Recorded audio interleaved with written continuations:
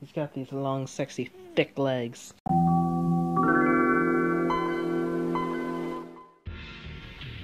This is Astorix Smoks with another Gunpla-ish thing review. So this is the Bandai Valvrave 1 Hito, or whatever. And if you haven't heard of Valvrave, which I wouldn't be surprised because I didn't hear about it until I saw the kit, Valvrave is another giant mech anime where there's this kid that sort of doesn't know what he's doing, pilots a giant robot.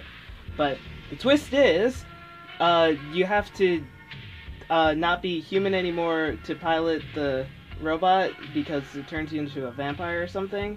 It's not really spoilers because it's on the first episode. And speaking about episodes, I'm really only on the second episode, but I like it so far. And notice how I say so far because I don't want to commit to my opinion. I don't know if it gets bad or not. But the first two episodes are good. I swear I watch it for the plot. So in this show, the first episode, Haruto, he's the main character. His school gets wrecked up by some galactic school shooters. So basically, Haruto's school gets blown up and whatever, and the stuff is like all in tattered. And then his girlfriend or his crush or whatever, I don't know. She goes running to save this old guy in a car or something, and then, pew! And then she dies, and then Haruto's all angry and it's like, I want to avenge my girlfriend.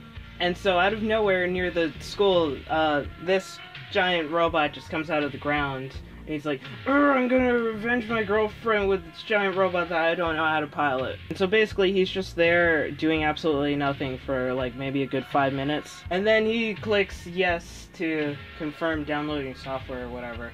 And then he starts piloting the robot. I'm not sure if it's that he's good at piloting the robot or if the robot's just good at moving. But in the first fight scene, this robot looks very overpowered. And so basically he saves the day, and then he comes back and everyone's clapping and cheering for him. Then he finds out that his girlfriend didn't die. And then kind of like, I think they didn't need to do that. I mean, it would have been fine if she just died. And then basically the new kid just shoots him a bunch. Then he's dead, and then he comes back to life and chews on the guy that shot him's neck, and then switched bodies with him, and then they went back to normal.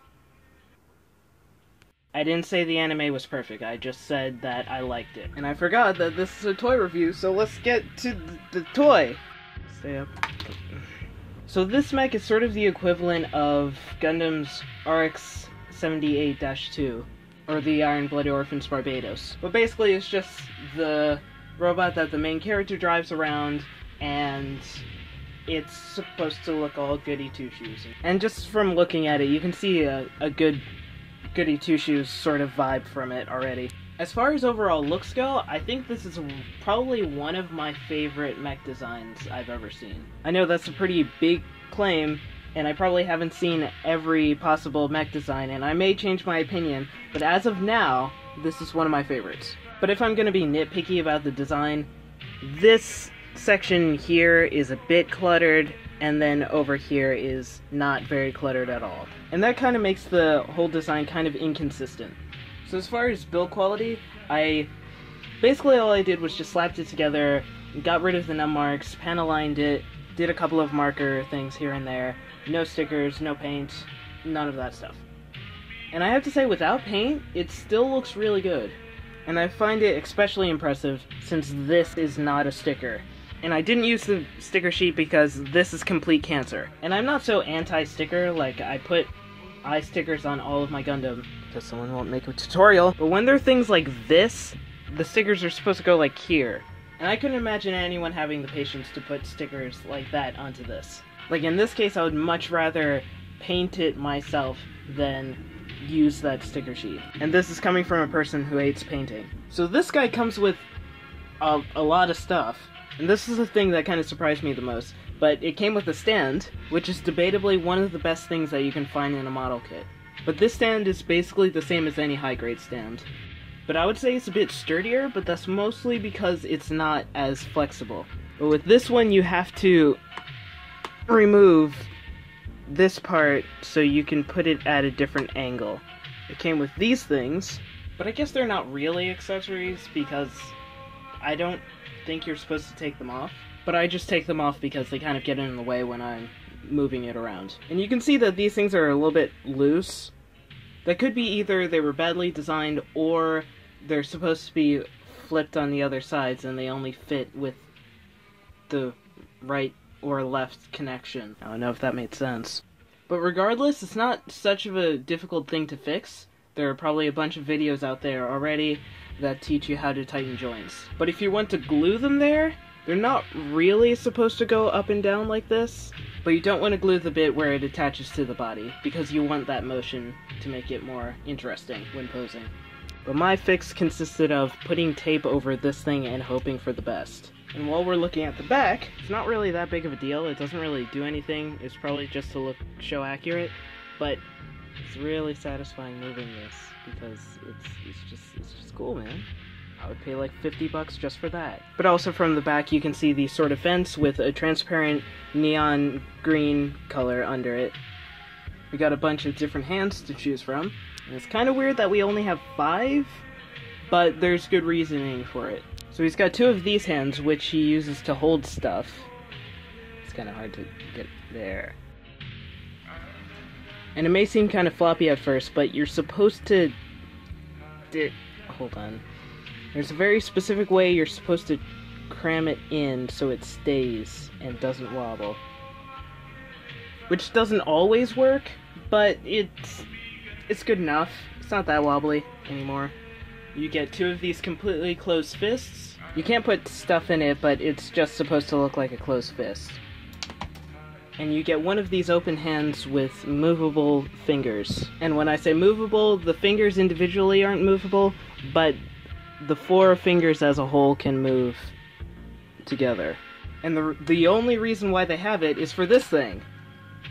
So this is I don't freaking know, man. But it has this transparent scythe and 2 smaller scythes attached on the side.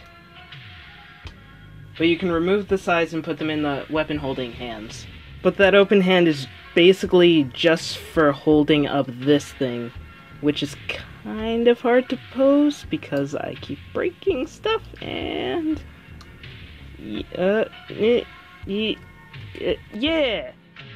But you really need the stand to make it look good. And you can sort of like put the katanas here or something. I think they go like that or something. I don't know. I don't know. And I have to say the katanas are probably my favorite weapon of this character. So you get 2 of them, a short one and one that's like 1.5 inches longer. And for weapon storage, you can put them in the sheath on the side of the kit, sort of. And you definitely want to remove all of the num marks from these things because it's kind of difficult to shove them in. You also get 2 particle effects. So the punching effect looks pretty good. And then the foot particle effect, it's... depending on how you pose it, it looks like he's shooting lightning out of his foot. And you get the shield claw, which is something else you probably have to paint too. Okay, we're doing a size comparison! Here it is next to the included figurine guy of the pilot. And this is a 1:144 scale kit. So if you have any Gundam, it might be in the same scale. Grace Ritter, HG Gundam Unicorn, Beyblade. I don't know if these guys are in scale. I don't know what else to put it next to. Now let's get on to Flexibilities. So flexibility is one of this guy's best parts of this guy. 2 joints on the head, 1 hinge, the other ball joint. And the hinge joint is right up in there. Trying to focus my camera, it's not working.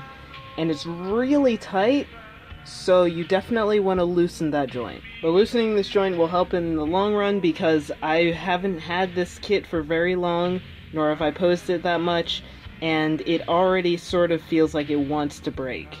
So you have this very strange joint connecting to this hinge joint. And one thing I like about the shoulder pads is that they hardly get in the way no matter how you pose it.